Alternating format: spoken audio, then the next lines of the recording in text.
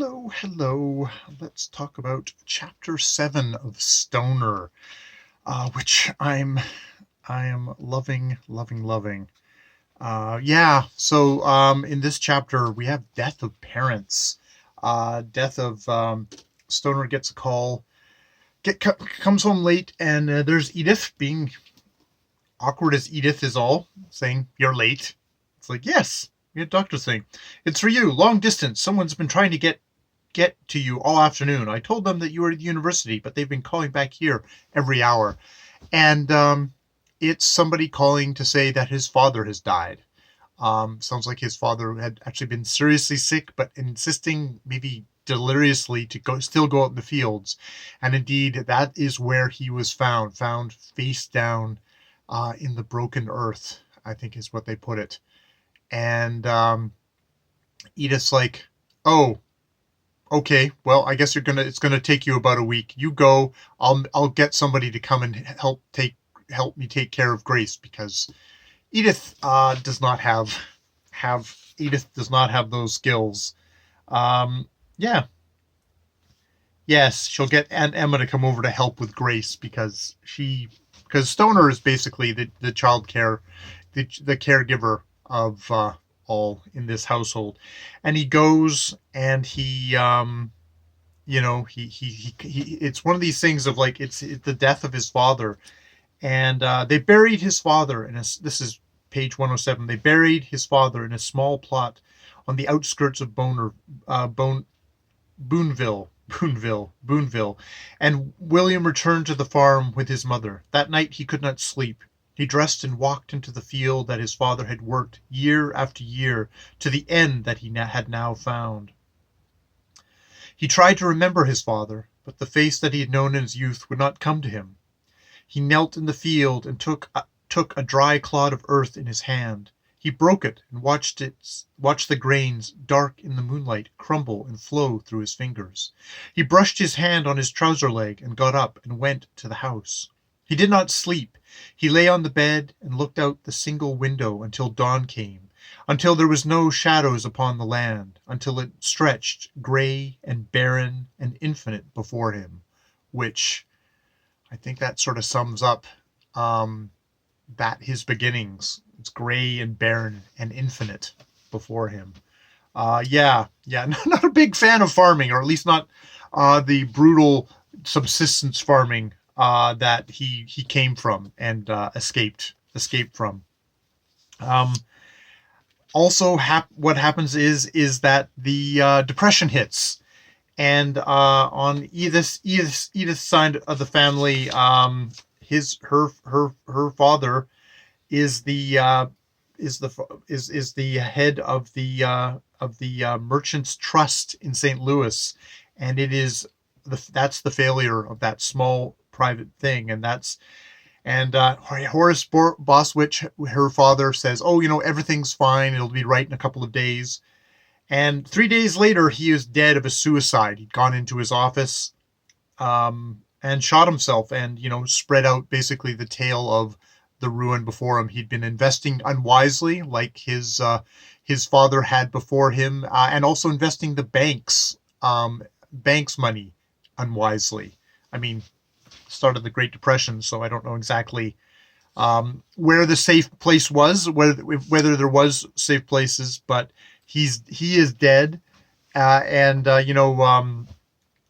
of grudgingly, Stnr says to Edith, "Well, she could come and live here," and she just sort of laughs at him dismissively. It's like, "Oh, she'd rather die," which is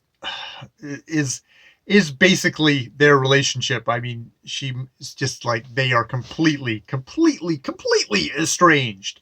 And she says, "Oh, I'm gonna go help her. I'll be about a week." And she is gone. She is gone for months and months. She doesn't come back until like the new year. They spend Christmas alone. But in this time, what Stnr finds is he actually has found something that he wasn't able to do before.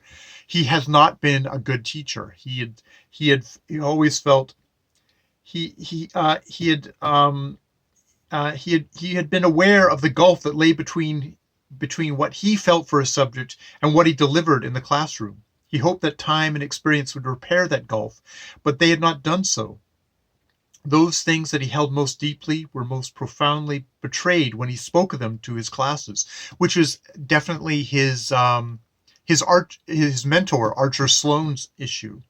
But while Edith is away, now and then he began to be so caught up in his enthusiasm that he stuttered and gesticulated, ignored his lecture notes that usually guided his talks. At first he was disturbed by his outbursts, as if he presumed too familiarly upon his subject, and he apologized to his students. But when they began coming up to him after class, and when in their papers they began to show hints of imagination and the revelations of a tentative love, he was encouraged to do what he'd never been taught to do: the love of literature, of language, of the mystery of the mind and heart, showing themselves in the minute, strange, and unsuspected combinations of letters and words, in the blackest and coldest print, the love which he had hidden as if it were illicit and dangerous. He began to display, tentatively at first, and then boldly, and then proudly, which is like, my fellow booktuber. That's for kind of all the sadness and frustration and thwartedness in this novel. It's these bursts of Stoner's love of literature, of reading, of expressing, and of trying to bridge that gulf, is definitely the thing that brings Stoner really, really close to my heart. And at the end of this chapter, yes, Edith comes back, and Edith seems to have turned into a flapper. Edith had bobbed her hair and wore it over one of those hats that hugged her head so tightly that the cropped hair lay close to her face like an irregular frame. Her lips were painted a bright orange red, and 2 small spots of rouge sharpened her cheekbones. She wore one of those short dresses that had become fashionable among the younger women during the past years. It hung straight down from her shoulders and ended just above her knees. She smiled self-consciously at her husband and walked across the room to her daughter, who sat on the floor and looked up at her quietly and studiously. She knelt awkwardly, her new dress tight around her legs, and Grace, who is definitely seems to be her father's daughter, not surprisingly, since that's who she spent the majority of her time with, Grace is like, looks at her solemnly. "You look different," she said. Edith laughed. "I have a new dress and new shoes and new hairdo. Do you like them?" Grace nodded dubiously. "You look different," she said again. So that's basically what she's getting out of Grace. So there's kind of a bit of comedy there. But then she's like, "Yes," William said. "Very charming, very pretty." She laughed at him and shook her head. "Poor Willie," she said. Then she turned again to her daughter. "I am different, I believe," she said to her. "I really believe I am." But William Stoner knew that she was speaking to him, and at that moment, somehow, he knew that beyond her intention or understanding, unknown to herself, Edith was trying to announce to him a new declaration of war. Oh boy, oh boy. And it's like, there is a thing of, Edith has, in these sections, it's like she's got her voice. It's like, it's strained and brittle. "Did you miss your mommy? Do you think she was never coming back?" It's like there's